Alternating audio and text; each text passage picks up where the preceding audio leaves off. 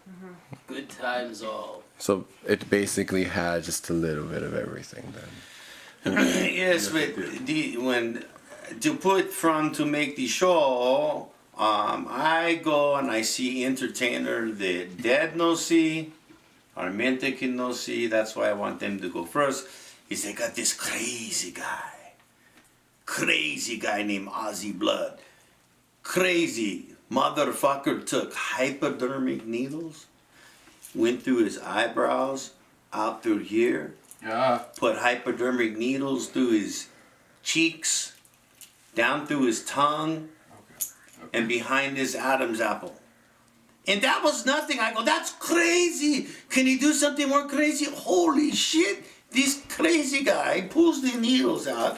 He get a hook like a captain hook. Not the little pussy hook, the big fucking manly hook, like like the big dick on the bull. You know what I'm saying? You know what I'm talking about. I've seen a pussy hook. He take the hook, stick it in his nose, and go out through his mouth, in his mouth, out through his nose, pull it apart, and then he put one hook in his nose.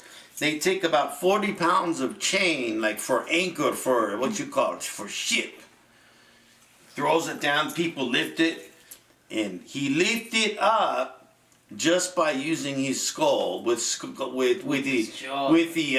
hook, the captain hook in his nose, and was picked it up and swung it around.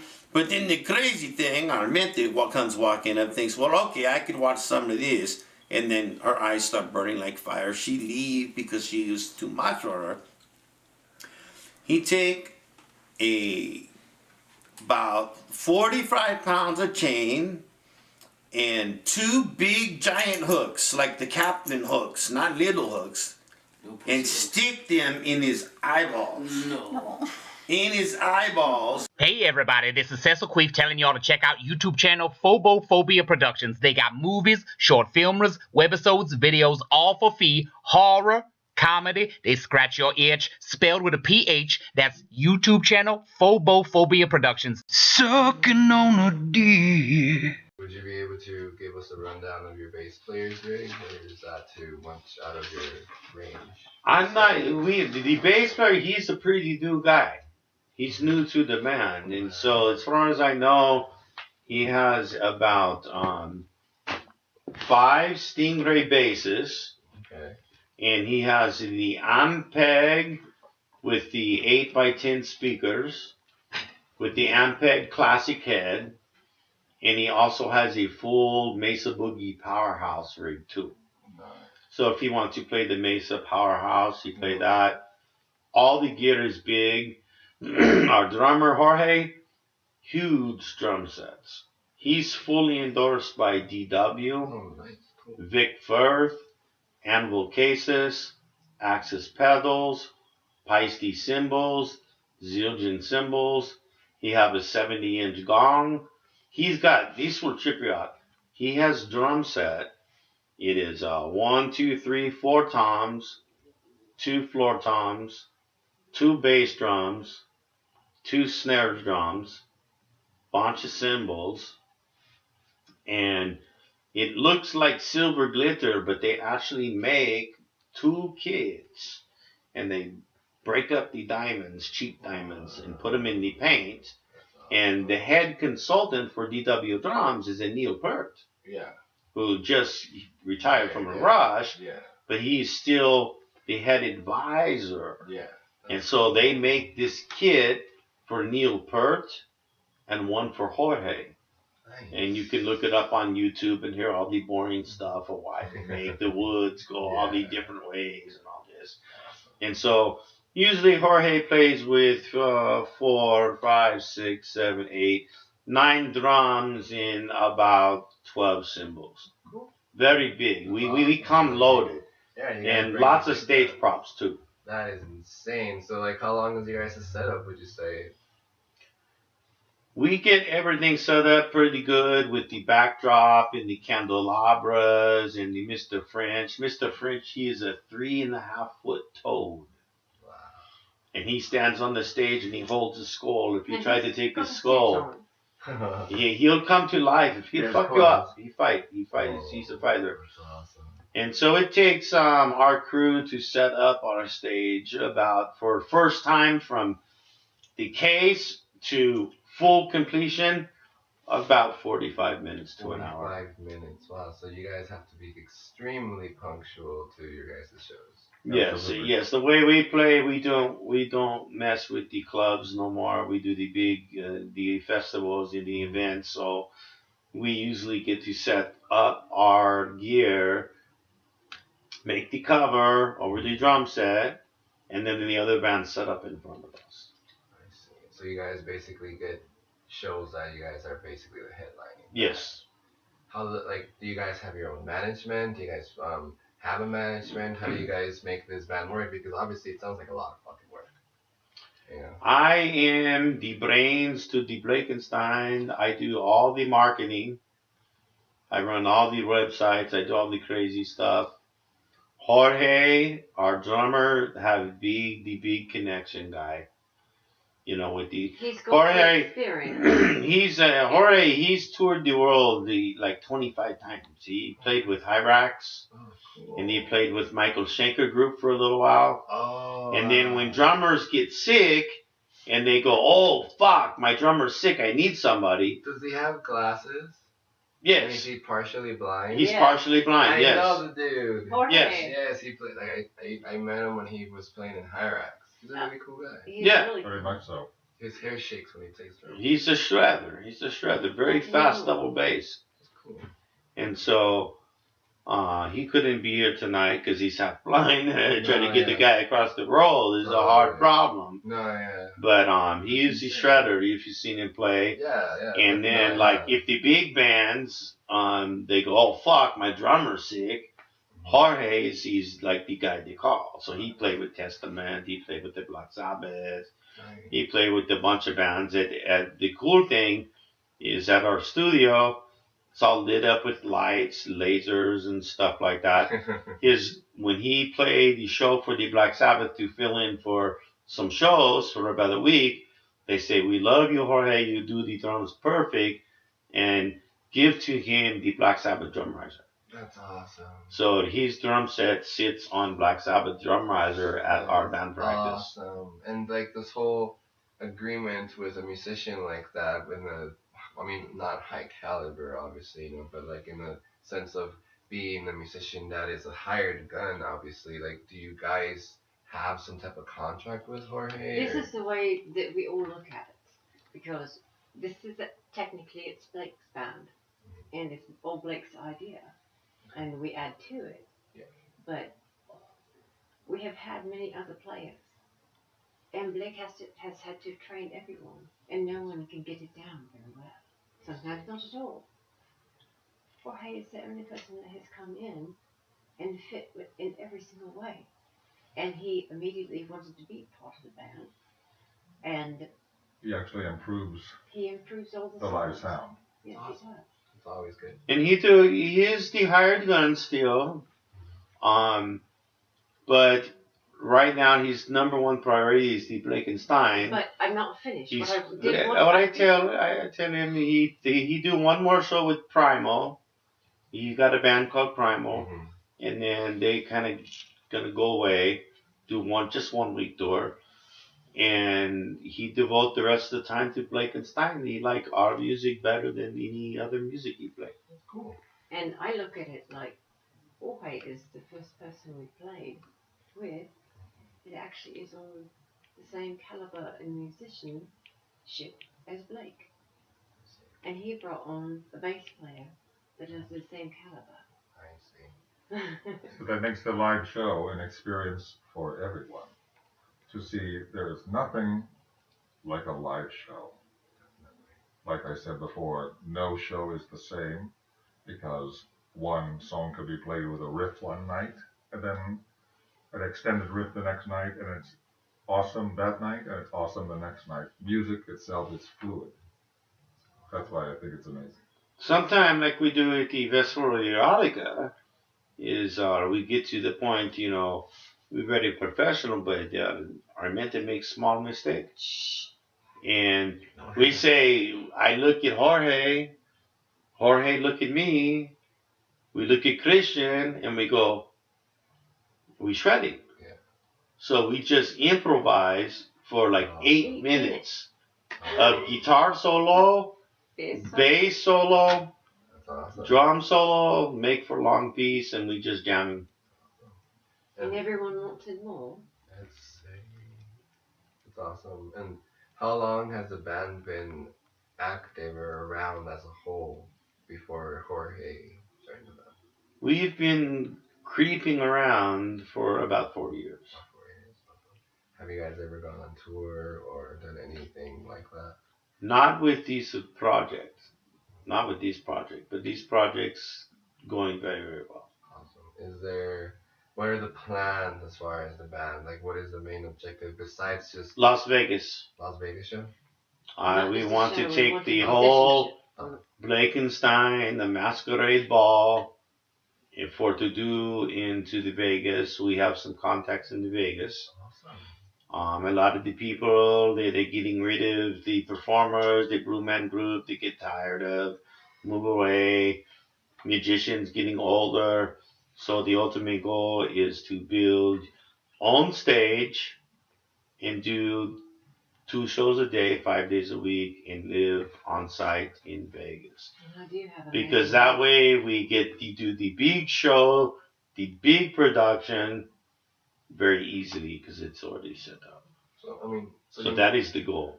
You mentioned you have connections as far as that's concerned. So you guys played Vegas before? Or is there plans of playing Vegas? Or? No, we know management in Vegas. I see. And there are plans of playing in Vegas. Mm-hmm. So right now something else we will be looking into too is what would work very well for this band, and it would be the first gothic metal band to do, is to do like the Pantages. Get on Broadway. Yeah, that'd be cool. And do something crazy, creepy, like Jekyll and Hyde, Phantom of the Opera, but with metal power. the power of gothic metal. And one thing I really like about Blakenstein is that normally when there's a female that is the front of the band, the music takes almost a backseat. Yeah. That's not what we do. We celebrate all the musicians. And we come together as one piece. No one is above anyone else. That's beautiful. Yeah.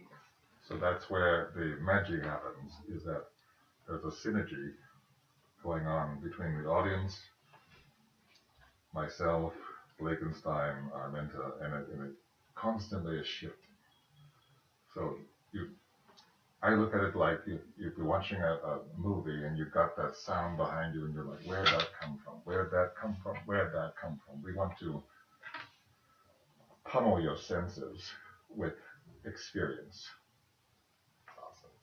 And I know Telltale sent me a few links to your band guys' music, and I mean I'm gonna say I'm a fan. I mean, like, I really enjoy your guitar playing. Thank you. I do. It's very chuggy, and that's what I like about metal, that it's not. I mean, I play in a death metal band, and like, we try our hardest to not sound like every other pig squealing piece of shit that's out there and shit. We try to stay true to it, but at the same time just do what we want to do. But I could see how the plans that you have for the band itself is just it's like if it's aching for it, like if that's such a possibility for you to do something like that. And I wish you guys the best and hoping that this happens. And like what are you guys' plans as far as like in the near future, as far as like, I mean, the year's almost ending, so we right now we are recording album. Awesome. We're in the studio right now recording album. So we make for the album, we shop, blow up everybody's fucking minds, make a lot of money. And how many tracks are in this album that you guys are working 10. on? 10 tracks? Anything crazy, like, let's say, anything like, any storytelling that is an actual track, or the track itself has the storytelling in it, or? When you listen to the 13th Hour, you will hear Nair, the storyteller, the teller of tales, tell a story. And so how we make the album is we want to make the people to trip out. And so in between each song on the album, Dead McMahon, he tells the quick story. So when you drive in your car, oh, fuck, I got 45-minute drive to go to this place, fuck. You can pop in the Blakenstein record and hear a whole story told from beginning to end, but with songs that range from Disturbed, Killswitch Engage, Mudvayne, Black Sabbath, In This Moment. So all of these bands you're mentioning, are these bands that you like, or these bands that are influences? Let's touch that core of this question. Those I would say are the bands I like. Okay. So as far as influence, I started playing guitar when I was 15 and a half and taught myself how to play, and I was listening to Black Sabbath, so I would say that would be my influence, but I only do that for 1 year. After 1 year, I'm giving guitar lessons in Hollywood and writing my own music. And I don't listen to much music, so if I don't listen to a lot of metal because I don't want to sound like metal. That's why you hear the songs, they sound different. Blake, they don't sound like. He's self-taught. Okay. He never went to school. So when he decided to learn guitar, it was way before I came along. But it's like what I see him do all the time, he had to have been doing back then, but it's like he hears stuff in his head and then he tries to play it, and it's always a lot harder than what he can play. And so he's taught, and he wanted to just try to imitate sounds instead of learning how to play like somebody else. And so what we literally have here, and I've seen it, and not because we are together, I know hundreds, maybe thousands of guitar players, and I've seen them all. And you can take all the famous household names of all the best guitar players in the world, put them all together. You've got Blake, but he's got a wee bit more because he does stuff that no one else does. John Five's amazing. He's created a lot of different noise, but he put a guitar together so that people can learn just by pushing a button how he makes the noise. It's like that takes the musicianship away. And anyway, Blake knows how to do amazing, amazing sounds that no one else does. And most of the time he's not even looking at his guitar. He's like an alien. And sometimes he's going to the bathroom and he yells out, "Get something to write with. I wrote a song." And he comes out after going to the bathroom or taking a shower. He's got the drums, the bass, 2 guitars, a keyboard, all written in his head. And the lyrics. Yeah, so you're just ready to this. I usually, he has to be inspired. It usually takes me about maybe 3 minutes to write a epic song. Blakenstein's website is reverbnation.com/Blakenstein Music. Hey everybody, this is Cecil Queef telling y'all to check out YouTube channel Phobophobia Productions. They got movies, short filmers, webisodes, videos, all for fee, horror, comedy, they scratch your itch, spelled with a PH. That's YouTube channel Phobophobia Productions. Check it.